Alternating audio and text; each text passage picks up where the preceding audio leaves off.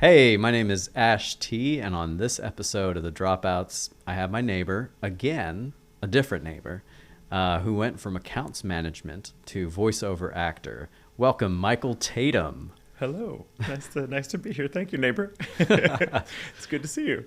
It's good to see you. I see you. I will see you more today than I have seen you all month, probably. This is true. And we just kind of pass like ships in the night. And now we get to sit down together and talk. This is nice. And I get to find out where you actually are from. Well, I'm from Dallas, Texas. Well, not Dallas proper. We say when you're from Texas and you're near Dallas, you say you're from Dallas. But I'm from a little suburb north of Dallas called McKinney, Texas. Okay. Yeah, where much of my family still lives, actually. So, did you used to have a southern accent like I did? Nope. Okay. Never. Did you have a southern accent? Yeah, I used to talk like this. I was born in Virginia. Oh, hell. Okay. Yeah. I had to develop the accent because I didn't, well, we'll get into that. I had a speech impediment when I was a kid. I didn't talk very much. And I developed a neutral, almost British, or what we call mid-Atlantic accent because of speech therapy for years. Fascinating. Which has served me quite well in my career. But what did your parents do? My mother was a teacher for years. She comes from a long line of teachers. Her mother was a teacher, and back it goes. I think they all taught. And my father was, they're both retired now. My father was a safety director. He was a vice president for a regulator company, pipeline regulator kind of stuff. And he was in charge of safety management and OSHA standards. Very analytical brain. And my mother was also, some creative strains in my family, especially on my mother's side. But creative strains, okay. Yeah, I like that. No, variants, mutants in the family. Well, both my mother's parents, my grandparents, who for various reasons, I mean, I was an early, I was an 80s, 90s kid, so I was a latchkey kid. So for my grandparents were sort of the ones who raised me because they were retired by the time I was old enough to be a concern to anyone. And they were both, my grandmother had been a teacher for a long time, and my grandfather worked for the Job Corps. They're both very progressive, civic-minded people. And but my grandfather was a pianist in private. No, it was a best-kept secret. He almost had a career as a jazz pianist when he was younger and gave it up. And my grandmother was a dancer and almost had a professional career as a dancer and gave it up. For each other, as it turned out, because the long and short of it is that they met because of their mutual interest in music and the music scene in their day. And then they got together and played together all the time. And then my grandmother got polio and lost the use of her legs. And so she had to give up dancing and went back to school to major in French Lit, I think it was, that she then professed.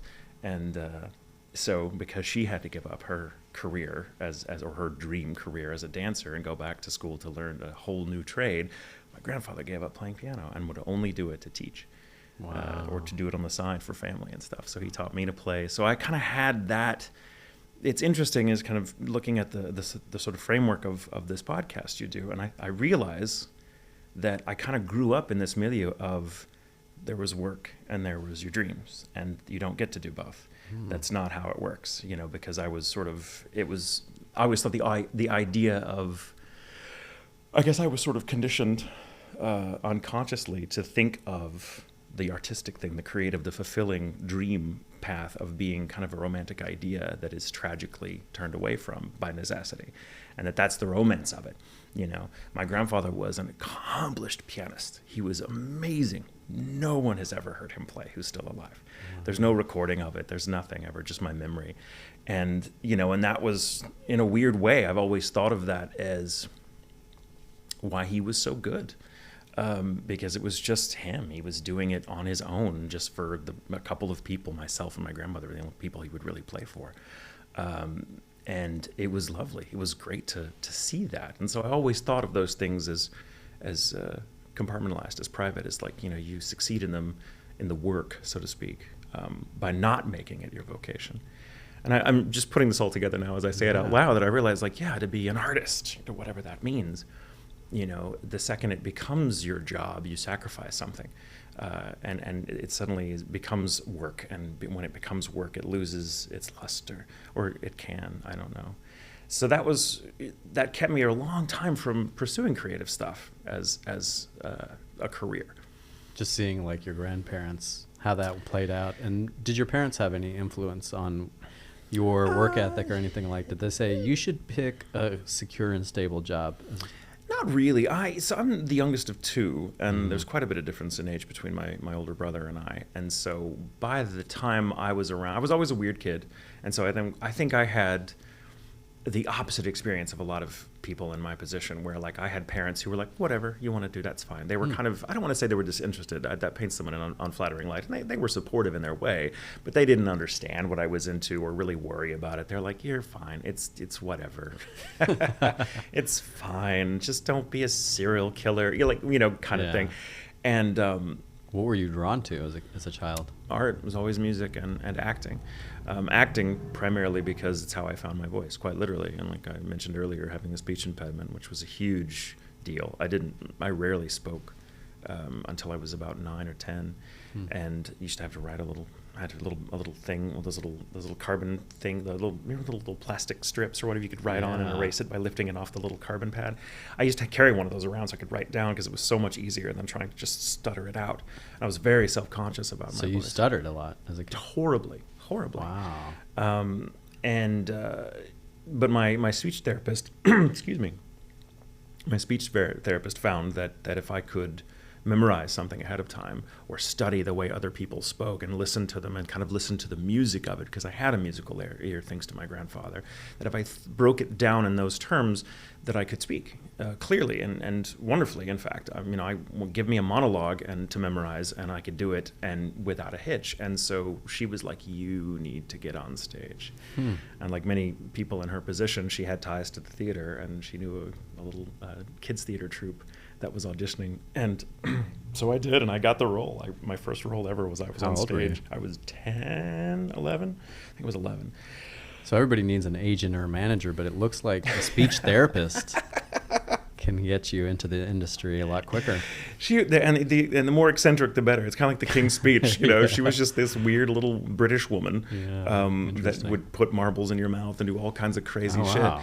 And it was super fun, but she just made me comfortable with my own voice, and to the point where I felt comfortable being on stage. It's always funny. I'm so much better, for example, being on stage and talking to an audience of a bunch of people than I am to just one-on-one. Like right now, as much as I like you, and I do, and you're easy to talk to, this is excruciating for me on I can't so even many tell. levels. Right? Yeah. Well, acting. Yeah. But something about being in front of an audience, because I think that was my first positive association with, you can speak, this is what you do, and now I'm a voice actor, now they can't shut me the fuck up. But it took a long time for me to get here. I pursued acting as a side thing my whole life. As a young kid, from 11 to my 20s, I was on stage a lot, every chance I had, but I did it in between jobs, or I would also support myself working at a bookstore or doing this. And then, did you ever want to go to college or anything? I went to college for a little while to study piano pedagogy, of all things. That was my other. I literally flipped a coin. I was like, do I do acting or do I do piano? And I love, again, the drive to be a teacher was very strong, coming from the teaching background that my family does. And so I thought, wow, that's a great combination. I could go to piano pedagogy school, and I did, and I hated it, and I dropped out. And then I went back and did like community college and for a little while, and did theater again and all this. And slowly the dream of doing anything creative professionally just fizzled out, because I was just kind of hitting wall after wall after wall. Did you ever like the sciences? Yeah. Math? Oh, I've always liked the sciences. Music is a very scientific art, especially if you're classically or like jazz trained or whatever. It's very mathematical. It's very analytical in some respects. It's a lot like voice acting, especially what I specialize in, which is dubbing, which is a little bit, it has to be organic, but there are also very, very rigid technical concerns that have to be observed as well. So it's a very perfect blending of right brain, left brain. And music was like that for me. So, but anyway, yeah, I just sort of, gave up on being an actor or a musician or a composer or whatever, anything creative, and just pursued a job and I started answering phones for an advertising agency in Dallas, FKM, they were called, Fogarty Klein Monroe. And they were lovely people. I just knew somebody whose dad ran the place, and we were friends, and they're like, hey, they're looking for for somebody to run the front desk. You know, it was a little satellite office of a much bigger company that was based out of Houston. And so I got the job, and I just answered phones, which I guess technically my first voiceover gig was answering phones. And then, you know, being there for a year or so, I started just sort of helping everyone else with their stuff. It was that kind of atmosphere, you know. And so suddenly they were like, well, do you want to be in account management? We need the warm body, and we just, you know, you kind of know everything, you know where all the bodies are buried, so we might as well. And so I did that for a while, and it was nice. I think I've always, just by sheer luck of the draw, or maybe a fundamental laziness in myself, I've always just kind of yes and other people. I don't do a very good job of believing in myself, but if someone else is like, you should do this, I'll be like, all right.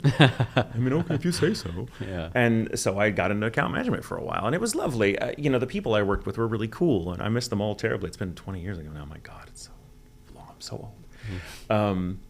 It's just weird to think about. But, you know, I worked in that, and it was, I didn't like it. I didn't like it. I began to feel as my 30s was approaching, you know, that terrible age when you feel like your 20s, it's not talked about enough how dreadful your fucking 20s are. No matter where you are, excuse me, in life or what you're doing, like you feel like, I don't have it figured out. I'm an adult. I thought by now I would cross a very clear threshold and feel adult and responsible and like I had my shit together, and it hasn't happened yet, and I'm about to turn 30, and whatever I am when I hit 30 is what I'm going to be for the rest of my life. It's going to be my final form. Time is running out. Like, you feel like, it's funny. And like that, you feel like time telescoping in on you in your 20s because your 30s are coming, and then 30 hits and you're like, oh, what the fuck was I worried about? But there was a couple of years there where I just didn't know what I wanted to do. You know, I still did a lot of things in private. I've always been somewhat artistic, so I was writing music, playing. I didn't do acting anymore. And then out of the blue, a friend of mine who I'd known just randomly through the guy I was dating at the time, who happened to be a voiceover director for this company that used to be called Funimation out of Dallas. They're the Dragon Ball people. It's now Crunchyroll, and they're like the biggest game in town when it comes to anime dubbing. Who knew it would blow up? And this was 20 years ago, and you know, my buddy Chris Bevins, you know, directed, and I thought what he did was really cool, but I had no urge. I had no designs on him because I didn't think of myself as an actor or even as a creative anymore. I thought of myself as one of those sad people that just goes, no, this is what I do in private, and it'll die with me, you know. And like so many, I feel most people have that passion that's kind of their private attic space passion, and that was me. And then he, out of the blue, one day was like, hey, I like your voice.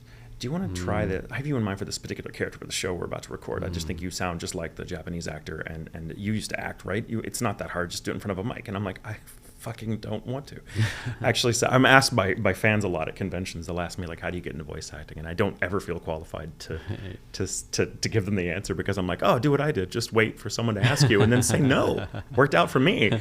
Did you feel like when you were from 11 to 20, when you were acting, did you do a lot of accents and dialects at that time? Okay. All the time. So you'd already had a lot of practice by being an actor. It was part of how working around the speech impediment. You know, there are things I can do and say in a voice not my own that's like wearing a mask. And it's empowering. You know, there's certain things. I mean, you know, this as an actor, there's certain things, qualities about a character or a scene, or maybe a coat you wear or a piece of jewelry that turns you into that person. And now that personality gives you permission to do the thing, which you would never do as Ash, or that I would do as Michael, you know. And there were certain so I obsessed over that as a kid, because I had that was in my innate relationship to my voice, was I am not comfortable speaking, but if I'm someone else, then I can speak. And so I used to watch PBS all the time. So I would get all these British dialects down. My parents both had very unique Texas accents, which I obsessed over, because my mother was from Houston, which is a very different accent than my father's, who's East Texan, Van Sant County. So my dad sort of sounds like, you know, your typical fucking redneck. And my mother sounds like that Houston, Texas, where they're going to over-enunciate the end of words to make sure that you distinguish from those savages in the Cedar Belt. You know, my brother was like, he was about 9 years older than me. Like, he married into a family of Bostonian Italians. I don't even know what the fuck his accent anymore, but it's hilarious. And so I would just pick up these accents and throw it back at them. And it gave me a weird kind of confidence, because I was like, I was so much better at other people's voices than my own. And which all came to bear when my friend called me up and he was like, I want you to try this voice out. You know, he wanted me to just sound like me. that's usually why you get work in voiceover, is like they just like how you sound. They want a real grounded read. And it really took a lot to learn how to just act. Like the hardest acting job I've ever gotten was to be yourself. Was to just be you. Yeah. And to just do the thing, just say the words as yourself. And it was rough going at first, but again, someone believed in me, and I was like, I mean, he didn't take no for an answer, and he kept pestering me to come in, and I finally relented and did, and I was like, oh, whatever, I'll be some dude in this anime show that no one's gonna fucking watch, and whatever. It's why, incidentally, why I'm credited as J. Michael Tatum, because in Dallas, there are so many Michael Tatums. I don't know why. None of us are related, as far as I know. But it's such a common name that I was like, well, can we go? Because my first name is John. I've never gone by it. Family's always known me as Michael. So that's why you moved to LA, because you were tired of there being so many John Michael Tatums. Yeah. I got to go where there's no more Michaels. Yeah. And so I went by J. Michael Tatum, because there was an actor in the first show I was part of whose name was R. Bruce Elliott. It was his first actor, first colleague I met in person, who was very encouraging, and I was like, I like the initial. I'm going to be J. Michael Tatum. I didn't fucking know it was going to become a thing. I didn't know I'd be doing this 20 years later and be known as J. Michael Tatum. And now everyone just thinks I'm pompous, which, I mean, they're not wrong, but I don't exactly not broadcast it. But anyway, so I started doing voiceover stuff on the side. I had my accounts management marketing job for 7 years, and for 2 or 3 of those years, I was kind of juggling that and the voiceover stuff.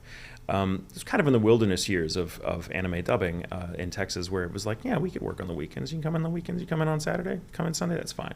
It's not really the case anymore. It's far more rigid and 9 to 5.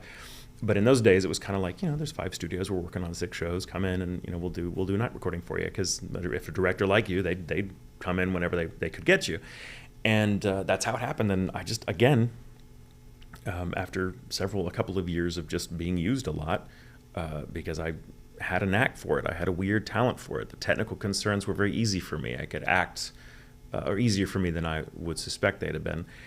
And so I could act organically through the rigid restrictions of having to, work with pre-existing animation, which is a challenge. I had a knack for rewriting lines in the booth that weren't, that didn't quite work, or didn't have enough words, or had too few or too many. I had a knack for all those things because I had for years been cultivating these abilities without even realizing that's what I'd been doing, by not only focusing on always having to think more about my voice and how I sound than perhaps other people do, because of how self-conscious I am about how I speak. But also just musically, all these things came to bear in this perfect, weird little niche industry that was super fun. I mean, it was like, there's a scene in the movie Gods and Monsters with Ian McKellen and Brendan Fraser from like the 90s, and it's one of my favorite films. And there's a moment where he's asking James Whale, the guy that created Frankenstein and the Bride of Frankenstein films that have become iconic. And the film is about toward the end of his life and the last days of his life, and his friendship with this gardener, this young kid who's kind of lost, who works for him, and they have this beautiful kind of troubled mentor-mentee relationship. And in one point, he's asking him, Brendan Fraser, asking Ian McKellen, like, do you miss it? Do you miss, because he's so cynical about Hollywood. He's like, oh, I don't know, I've turned my back on all of that. And he finally, in a moment of weakness, he just kind of turns to him, and it's always stayed with me. It's a long walk, forgive me, but he just kind of says, oh, I'm kidding, there's nothing like it in the world. Working with friends all day, entertaining people, it's fucking great. And that's kind of what it felt like. And so I had this taste on the side of, doing this weird little thing that kind of hit all my creative buttons, that made me feel, that kind of sort of finally realized all these weird talents I had and combined them in a way that made perfect sense. And I think I'd spent most of my life feeling like I'd missed that train. And then there I was, doing it. And I was like, oh, this is exactly, I'm glad I waited, because this train is nice. This is a very nice train. And the seats are great. And then I had a decision to make. Did I stay with the secure job with healthcare plan? And it was not a lot of money, but for me in those days, it was a lot. I made like $40K a year, which in Texas in the early aughts was a small fortune for someone that was used to working in bookstores. Yeah. And just going from odd job to odd job, and also working in the theater. I mean, $40K, I felt like a millionaire. But I had to, I wasn't fulfilled in that job at all. And I became less and less fulfilled the more of the voiceover stuff I did on the side. And some director up there was like, man, when are you going to go full time so I can use you during the day? Because I can't come on the weekends. And I was like, I don't know. And then it just so happened. Voiceover is odd. As you know, acting in general is weird. There's no just being an actor. You have to do 100 things. You have to wear all the hats in order to make any one of them work. And in our business, in the time, anime dubbing was like, well, then if you wanted to act full time, you also had to do something else, and it helped if that something else was related to what you were already doing. So, hey, can you write? We need writers. Wow. And hey, could you want to direct? You know the show, you're in it. It happened. I was out with some friends. We're all working on this show together, and one of them was the line producer, and which is kind of the person in charge as far as you're concerned, and. She was like, hey, so the show's director, he got an offer in New York. He's going to leave, and we need someone to finish out the season. And I can't because I'm already working on this other thing. You're in the show, like as one of the main characters. Do you just want to direct yourself and then direct some other people and just to help me out? And I was like, yeah. I just said it before I really thought about what that meant, because then I had to go and be like, I just said yes to that. And I just said yes to that. And I can't renege because I'll never work again if I do that. And I've got to go tell the people. The next day I had to go have a really difficult conversation with my boss at the agency and be like, hey, I'm going to be leaving in 2 weeks. Wow. Why was that a difficult conversation?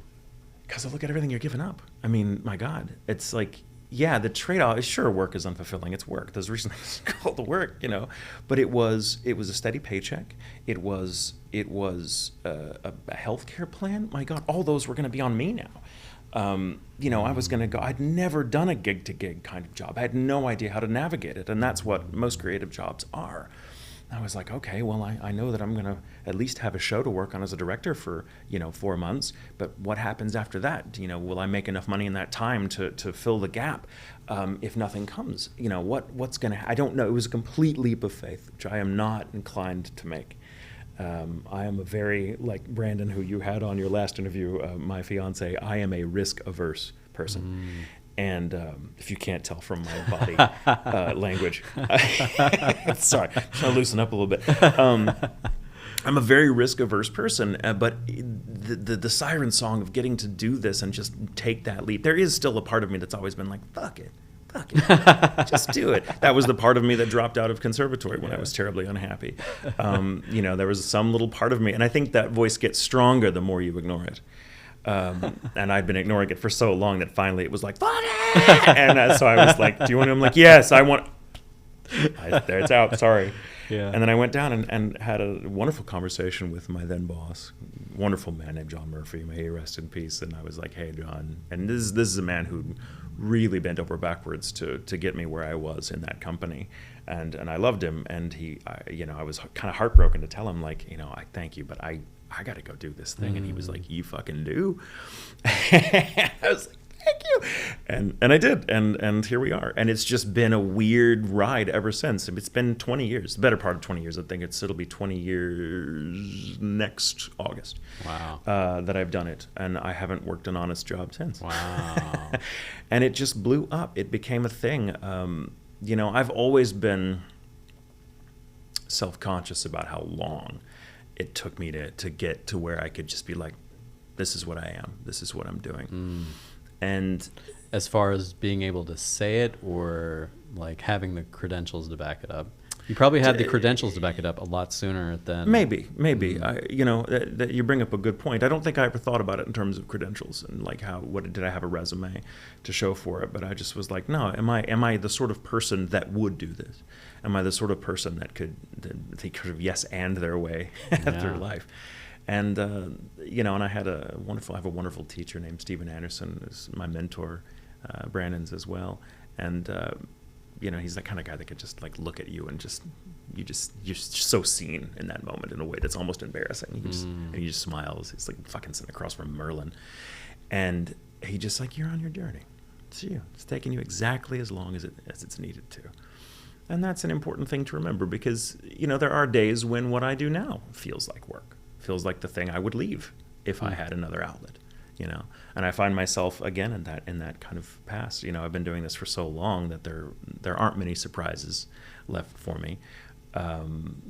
which is not a bad thing. I don't mean to sound cynical. I'm not. I love what I do, but it's not as fulfilling as it's not the adventure it used to be for me, because I've just done it for so long, and so it's become like any other job. There was a point when someone came to me and said, "Hey, do you want to do accounts management?" And I had to be like, "Sure, that sounds interesting. I'll give it a shot." And that's kind of how I've done everything in my life. I've just been kind of I think I am where I am today because of people who believed in me, or at least took the time to help me believe in myself, which is not easy to do. Yeah. How long did it take you to believe in yourself? Do you believe in yourself? I'll let you know when I get there. No, I don't believe in myself. I believe in the work that I do. I'm a big advocate for giving it away. Like I do what I do because someone needs it, I feel like. And that sounds kind of highfalutin, but I mean, as an actor, like, you're frequently cast in a show that you're not the target audience for. You're like, I'm never going to watch this show. It's not my bag, and that's fine. The people it is for deserve the best I can do. That's the job. And that's the kind of gig I'm actually more interested in, is because that's more of a challenge as an actor, to be like, a show that I'm not, I don't want to say not into, but a show that I'm like, yeah, this is not for me, but I have to make it. It's no longer, it can't be about me at all now, because this isn't my show. This is not meant to speak to me. This is meant for someone else, and they really need this. And I got the job. That's the hand I pulled, and here I am. And I love that because it gets me out of my head. It's it's the equivalent of being outward directed on stage. You're like, we're not really worried about when am I going to say my next line. You're just it's a natural outcropping of just listening. And when you're an actor, I think it's really, voice acting is so difficult. I've done every kind of acting in my life at one point or another, on camera, tons of stage, and of course voice acting professionally for almost 20 years. And I find that when it comes to being in a booth in front of a mic and having to breathe life into these words when you're not in with anyone else, I mean, it's very rare that we record ensemble. It happens occasionally, but not much. And after COVID, fucking forget it. Just doesn't happen. And so you have to, when you think about it this way, when you're on stage or you're in front of a camera, there are elements of that experience that kind of help make the fiction real for you. Like, there's a costume, there's another actor, you're having real emotions because that person just said a thing and you're reacting to it. You don't have that in the booth as a voice actor. You're completely on your own. We had this discussion before. You said it's all technique. And that's a great way of looking at it. But the technique comes from, you have to listen. I mean, that's the whole point of acting, right? That's your best work comes from just listening and letting everything else just be, I think it was the late great Alan Rickman, who was a hero of mine, who said, an actor's job is not to speak. That's incidental. The words you say are just there to show that you've done your actual job, which is listening. So that the words are a reaction to the fact that, what the fuck did you just say to me, kind of thing. And so you have to react to nothing. You're in there, you just have a script, and you have to, it's acting on a whole other level. And it sounds self-aggrandizing, I don't mean that. I mean, it's difficult because it's like being told, it's like being a master carpenter and hired to build a house, but you only get to use one tool. And that house still has to do all the things that a normal house would do. The doors have to close, the windows have to insulate against the cold, everything. And you have a hammer, that's all. No, I get what that's like, because sometimes when I'm doing an audition and I have a reader that is not giving me anything, I'm like, crap, I got to figure it out on my own. I got to react and pretend like this person actually affected me. Right. So that's probably what voiceover acting's like. Right. Yeah. You should get us to help you read for you sometime. I know, right? We're good at it. It's what we do. Yeah. I'll give you a friends and family rate. But again, I forget how we started on this journey. Forgive me.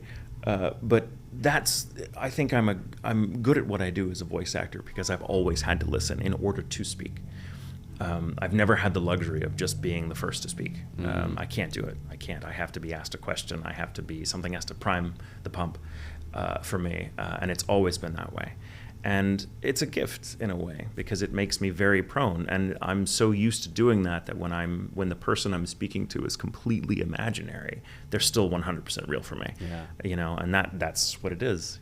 Was it Sandy Meisner that said totally, Meisner. It's just living truthfully in imaginary circumstances. That's right. Voice actors just have to do it in a sensory deprivation tank. Yeah.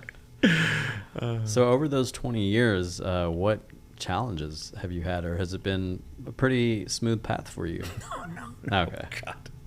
Sounds No, like, oh, no. I just did it. Hey, it's then when I made it. there are challenges. I mean, they're huge challenges. I mean, they're a certain level of it sounds so pretentious, but a certain level has of there ever been times where you're like, oh gosh, I'm not going to make enough money. I think I should do accounts management again.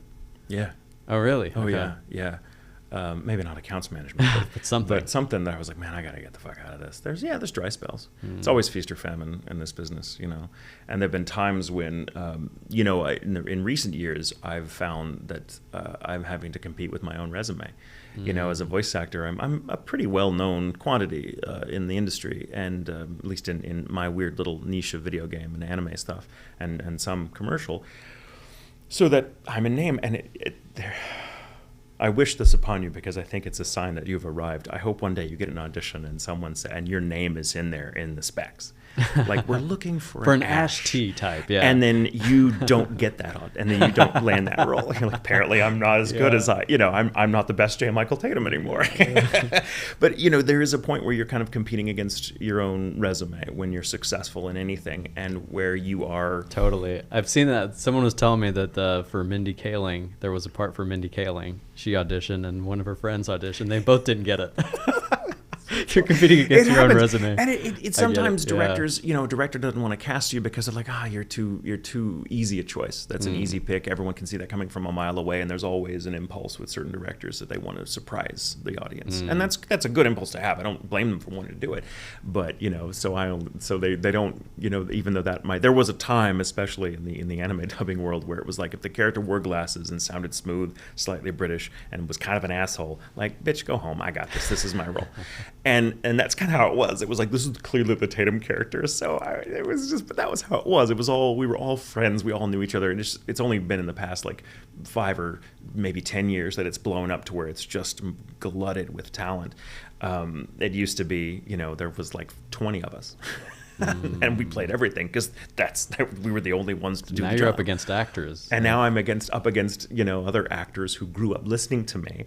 Or no, even just weird. actors that aren't even other voiceover actors who are actors. trying to get into voiceover because it's blown up the way it has. Yeah. And it's great. I love the competition. I think it's fun. I love watching I never get.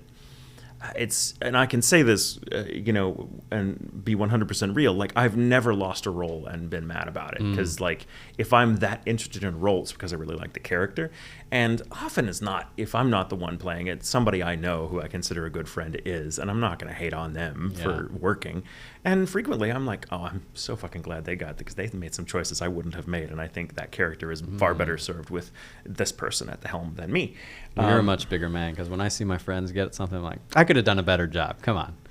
I mean, there are some No. there are some people I feel that way about, of course. But for the most part, you know, it's you know, I don't watch a lot of what I do afterwards because for me the experience is just the you know, plying my trade in the booth, and maybe later. I mean, there might be a few things I've done that I think that I am the target audience for, and I'll watch and show off to people. But it's still hard for me to watch and hear myself. I don't like doing it. It's weird. Do you have that problem when you're like, do you want to watch on camera stuff, or do you like, nah, camera loves me? The camera loves me. I mean, it does. I wish I had that. I don't have that. I don't think I'll ever have that. But c'est la vie.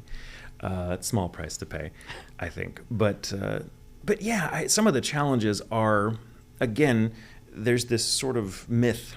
It's not entirely a myth, so forgive my use of the word. But there's this myth that, you know, there's work and then you're following your bliss, you know, as Joseph Campbell might say. But at some point, following your bliss becomes work. If you're not careful, right? Or not even if you are, it just happens. Eventually, you become, you know, that thing where you're like, oh, I'm doing the thing now, and it's no longer as fulfilling as it was, and now something else. But one of the great things about being creatively minded, and I think why it's so good and I think vital for people to cultivate the creative side of themselves, however that manifests. And if you fucking knit or crochet or something, that's creative. Do it. That's who you are. Yeah. And at some point, the boredom or the lack of fulfillment that you begin to feel in there can fuel your desire to jump into something else. Now I find myself focusing on my music for the first time in 20 years. Because I'm comfortable enough professionally that I can kind of I don't want to say rest on my laurels, but I'm resting on my laurels. And, you know, and so I'm like, oh, I've got some, you know, I've got I've got time and the relative financial freedom to sit and I'm gonna sit there and fucking compose a piano concerto or whatever, and just kind of fuck around and find out, as they say. And I think that's what the important thing is. I think it's important not to over romanticize the other side that you feel you're sacrificing for, because there's some truth to that, but it's anything you do for any amount of time becomes work. And they say follow your passion, and absolutely you should, but you don't always know what your passion is until you've tried it first. And so something other than passion has to drive you. Or something other than passion has to keep you there, because I think passion is just Mother Nature's way of getting you interested. But then it leaves. Then it's gone. It does its job, and then you're on the journey on your own, and you have to find other resources to keep you there. In my case, what drives my self-discipline is my belief that what I'm doing matters to someone, even if it's someone I'll probably never meet, who might hear or watch that show. And it's not that I, as an actor, brought that character to life and it could only be me. It's the character that matters, and I'm just the one that had the responsibility to give it life. But somebody needed to hear that. Think about what we do as actors. I think all artists do this. I think people rely on us. I'm gonna get really big and pretentious and full of shit here, but I believe this all the same. We are there to give people the sort of experiences that they spend all day, every day protecting themselves from. No one wants to be heartbroken. No one wants to be in a life or death situation. No one wants to, have that conversation with their boss, about what a piece of shit they are and then storm off. But those are the stories that we need to see. Those are the artwork, the things that mean something to us, that everyone can relate to. And we can only do that by kind of forcing people out of their comfort zone, which means getting out of our comfort zone and being like, no, we've got to do the thing. I think it was David Mamet who said something, I'm paraphrasing, but he said, no one gives a shit if you're good at pretending to be brave. What an audience wants to see is you commit to finding out in real time if you are. That matters. And so I can go in the booth on a really good day, and whether I believe in the work or the show or my own abilities, I know that there is someone out here that needs me to commit to what I'm feeling right now, so that it will feed into the performance, that will do something for them that I can't even imagine. It's 2 hours of work for me. It may be life or death to them. You never know. Frequently it may not be, but there's one person out there that needs to see it. And, because there's an element of being an actor, being any creative, especially a gainfully employed one, that you feel like, man, does what I do matter, or am I just a blunt instrument being used by some fucking CEO to sell, Teslas or what the fuck ever. And there's always an element of that, but also it matters on a personal level, because in some way someone needs to see what you're doing, and you need to have that experience. It's about personal transformation, and that's, for me, the creative path. For someone else, it may be tilling the land. For someone else, it may be crocheting. So whatever that is, I think it's important to have that journey. I think for it to be this sort of idea, this sort of pearly gates that are waiting for you if you'll just say no to the thing you no longer want to do, and you make that jump, and it's fine. It's the jump that matters, I think.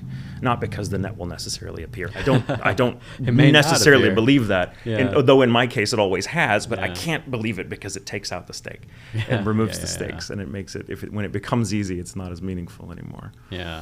But I waited a long time to be here, and I still refine what I think about what I do for a living and how I got here, and how I don't feel, it's hard to acknowledge it sometimes because I don't feel like I own it, because I don't, I got here, my drive and ambition did not bring me here. My passive interests and the belief of other people who had drive and ambition on my behalf is what got me here. So if you look back on your life, would you ever give your younger self any advice, or are you thinking, everything kind of worked out for me? Oh no, I'd have so much to say to my younger self. I think the one thing I would tell myself is, I know you're not going to believe me, but you have time. You have time. But it's weird. I also don't want to deprive my young self of the journey he's been on. One, I know him. He wouldn't fucking listen to me. But two, like, I needed that. I needed that journey, you know, painful as it was, uncertain as it was. I can look back on it now from a relative place of privilege in my career and say that, you know, that's where my best work has always come from as an artist, whether I was getting paid for it or just doing it for me or for, you know, my grandfather. You know, we try it as actors. We're kind of, I think, as people in life, we're kind of conditioned to downplay those things about ourselves that we don't like, our doubts and, you know, our anger, fear, all that stuff. But I think of those, I think I've had to come to think of those qualities as necessary. I think all of your best work as an artist comes from those places. You know, that's when it matters, because I don't know if I'm going to be good. I don't know if I'm going to make money doing this day to day. Like, I don't know where my career is going to be in a week, let alone a year, let alone 10 years. You know, my voice is going to change. I get older. All the young bucks are coming in and taking all the roles I used to get because I'm too fucking old to play those characters anymore. Well, hopefully someone will write a character that's age appropriate. You know, what's that going to be like? What's that level, stage of my career going to be like? I don't know. But all I know is that my fear about those things, my doubts, my resentments, all the negative things are there. They're fuel. They're grist for the mill. They're mine to use. So I don't bother masking them anymore. I just embrace them, and I'm like, cool. I have no fucking clue what I'm doing, and that's what I do. Do you know what I mean? Yeah. It's very Zen-like, and I don't mean to sound like I'm some kind of Zen master, because I am certainly not that. But you know, I don't know. I say embrace your doubts, embrace your uncertainties. You know, say With yes. open arms. Say yes because you don't believe it.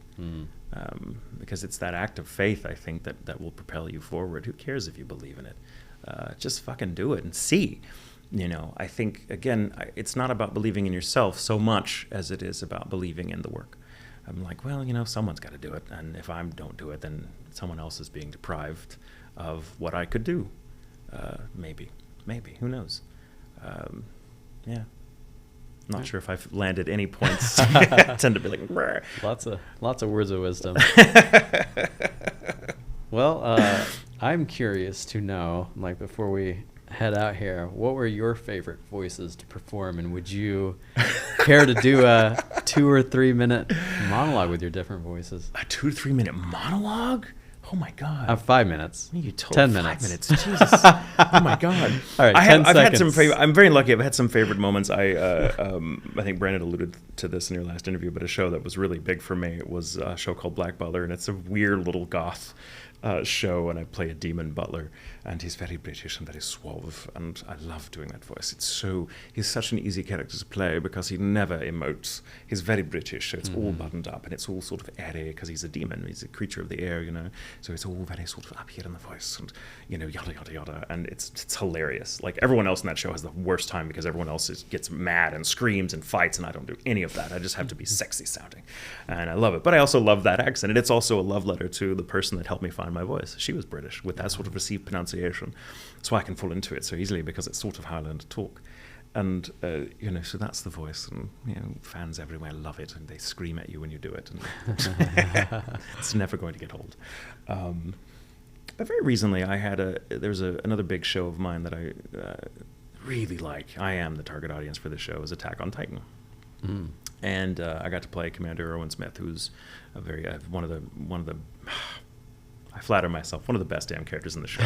And he's just well written, and it's one of those shows where fucking everyone dies. Like, at some point, I think there's something like 70 principal characters in that show at some point. It's like Game of Thrones. Wow. Like, don't fall in love with anyone. The chances are they're not going to make it. Yeah.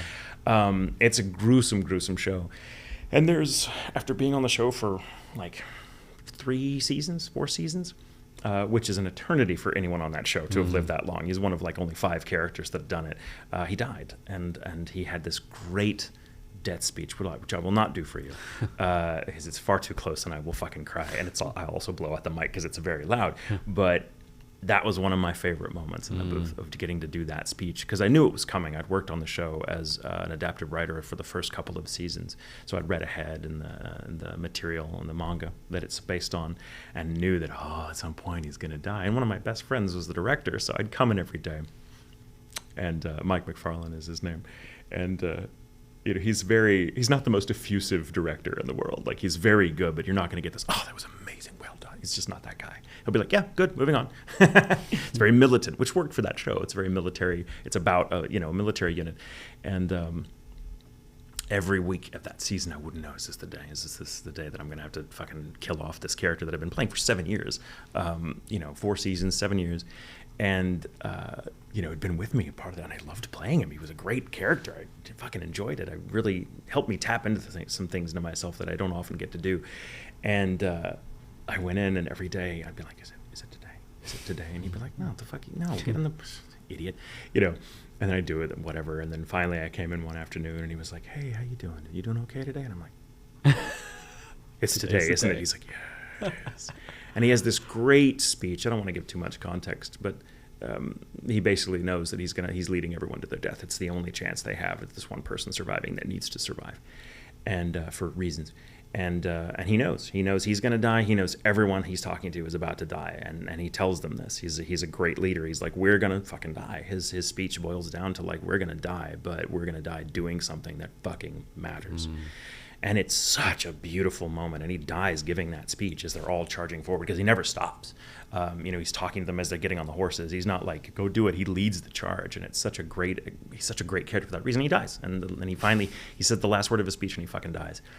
It was heartbreaking. We did it in one take.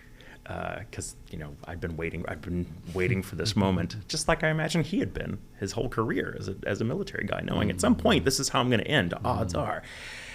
And Mike and I had a good cry over it.